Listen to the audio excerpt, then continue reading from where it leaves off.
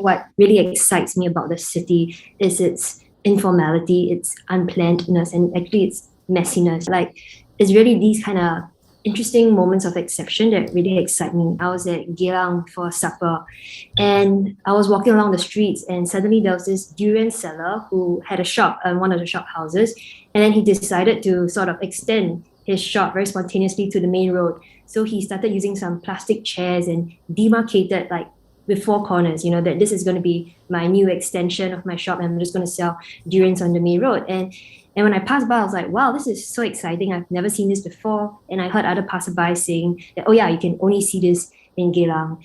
It was in contrast to like the usual like sanitized and hyper-regulated environment of Singapore that I'm so used to. There is some of that tension in trying to keep something exciting if it always requires novelty. I think you can't constantly be novel, and you can't constantly try to keep doing new things as well. Sometimes it's worth looking at things from the past as well. It's also about even F&B. We have a very exciting F&B scene, and that one's constantly changing, a lot of novelty there.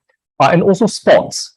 I think also a shout out to the sports events that are possible. We've had a bit of hiatus in the last 2 years, but I think, traditionally sports like rugby sevens and all that have got a following, and certainly, of course, F1.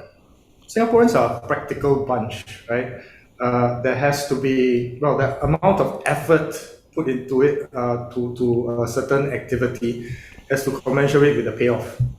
Right? And being a practical bunch, we need to see tangible. I mean, if the excitement that's generated does not equal to the effort, then somehow it doesn't justify the effort. Maybe in certain situations actually suspend planning a little bit to allow communities to shape spaces instead of spaces shaping communities, and for us to actually create excitement on our own terms. Singapore is seen as a place that is trustworthy, reliable, where it's easier to invest, there is the rule of the law, and excitement doesn't come in the picture. And what you read when you are not in Singapore about Singapore, the perception of a docile society, okay?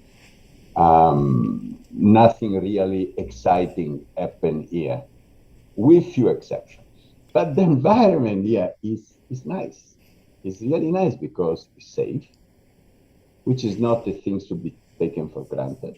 A great number of parks, and parks are important. When Lee Kuan Yew was a student in UK, probably was the only thing that he can afford to go to the park, And park, they are an equalizer in society. Doesn't matter how much you earn, you can go to a park.